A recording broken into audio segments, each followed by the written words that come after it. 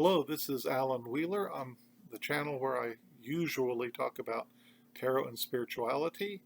Uh, I'm going to try to get through a somewhat complex topic using some notes here at my side. And the series has been called Devil's Advocate because I'm doing left-hand path or infernal satanic readings of passages and concepts from the Bible. So my disclaimer is that some will find this a very blasphemous approach, but really, um, we're not looking at cultural appropriation, which of course is frowned upon, or plagiarism, which can be prosecuted and punished, but this is the kind of thing most protected by law and the most needed ethically, because if people put things out, whether it's a corporation or an organization or a world religion, people have the right and duty to respond to that. And the most transformative approaches, like satire and parody, are the most protected by law. And so as thinking individuals, we should be able to look at all things and transmute them to other purposes, other readings. So with that in mind, this is really more of an exercise for myself,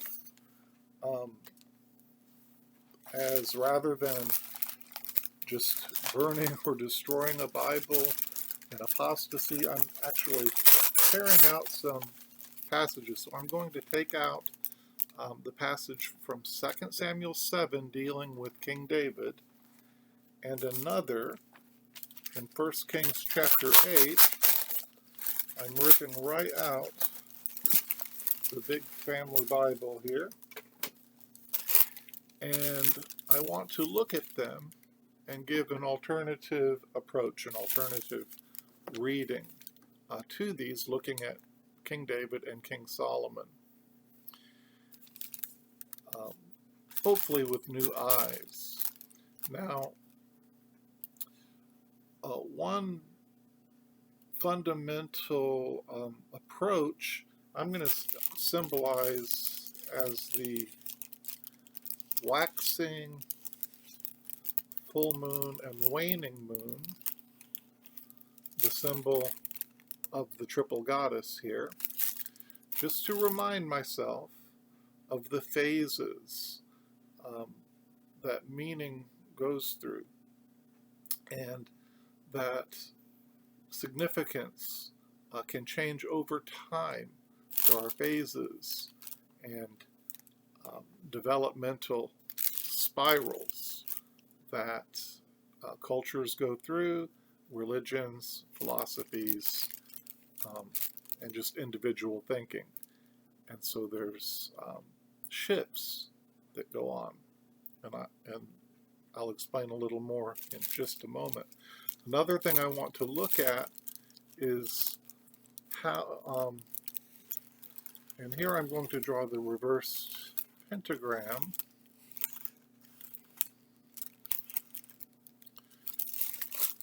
Here. So the pentagram is flipped, and the point which represents spirit, traditionally, is flipped, and showing that here the natural realm is predominating, and is in fact determining spirit, determining soul, and determining identity. And this could also be looked at as dependent arising from Tibetan philosophy, that there is no essence, as above, so below, in the older sense, but that all things are dependent, identity, soul, and especially the um, these essential, seemingly unifying things are dependent on all the other elements. And so um, that's a quite abstract concept, but one way of looking at that is this piece of metal only has meaning, it's a quarter, but it only has meaning because it is stamped with these certain symbols, and it's given a value by a culture, by a people, and those who use it in commerce agree upon its value. And all of these things, including the making of it and what it means and its significance, is completely dependent on consciousness. And so that's just a simplified picture of this idea of dependent arising. It's not essentially um, of an exact value because of some universal, essential part of itself. So this is the idea of dependent arising, and these things also considering the time element as well. So all of that is to say that even within these passages that are considered essential, there are changes and phases and networks of meaning going on. Let me give an example that I think we touched on in a previous video in this series. So Moses could be seen as essentially being educated in Egypt and part of that culture with those magicians and Egyptian gods all around him. And he becomes an adversary. So he becomes the Satan figure in a way. And he even murders an Egyptian man and escapes into the desert. So he's become the adversary. Later he comes back and is seen to assist in defeating all of the Egyptian gods one by one through the plagues. And in the desert, he encounters the burning bush and learns a new name that had never been heard before, which is the Tetragrammaton of Yahweh, YHWH. And so we see change and phases going on, even as Moses is an adversarial turning point in this story. Now, previously I talked about how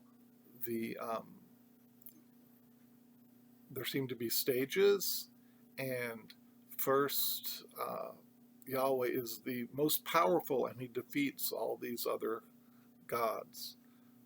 Then he could be seen as most high, as the highest of many gods, and a jealous God that says, have no other gods before me, positing maybe there are other gods, they're just lesser.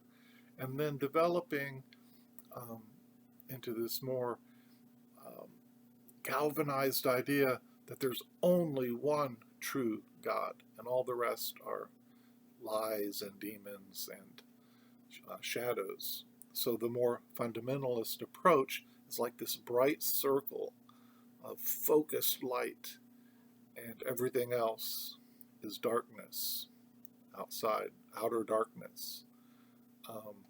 So this kind of revolutionary clarity may be important for the birth of a nation and people breaking out from the slave masters and their gods. And it's very adversarial. But this kind of revolutionary clarity is for a time and a place for me. Again, these phases. And it's essentially terrorism. And it's not diffused. It's not dim or liminal or inclusive. So let me come back to these passages of David and Solomon. Now, in typical Sunday school lessons and traditional readings, King David is often seen as having a whole heart.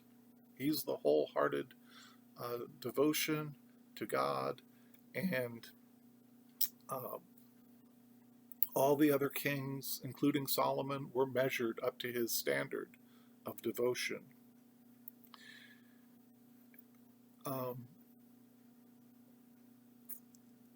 Solomon was often said to have half a heart, and although he brought peace and wisdom and further expansion to the kingdom, he did it through commerce with other peoples, um, treaties arranged through marriages, and adopting other gods, and perhaps even allowing sacrifices on the high places around and not only in the one true temple. And so he was said to have half a heart, be half-hearted. But if we take a different look, even in the passage itself, in Second Samuel chapter 7, and again in the story in Chronicles, where the covenant between David and God is ratified and sealed, David is told, "You are not the one who will build a temple for me." And we learn the reason is that he's a man of blood, a man of war, and he's not going to be permitted to build this sacred space in this holy place. And it's almost as though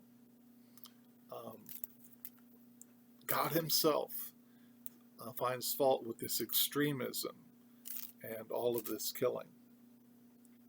So I'm going to put this passage in my cauldron for further contemplation, and also look at Solomon, who does build the temple. And he makes a pact with Hiram and has wood brought from afar, and even the building of the temple is involving those outside of the kingdom, in keeping with this idea of inclusivity. Now, essentially, David maintained that center bright circle of focus, that revolutionary clarity that Moses had. David seems to maintain this, which is a strong motivation for war and conquest and building a nation and an identity. Moses flipped, like modern day Satanists do. He exchanged the inside for the outside, and the white for the black, the foreign for the native, and made a new people using that. But he used a lot of the same techniques, principles, and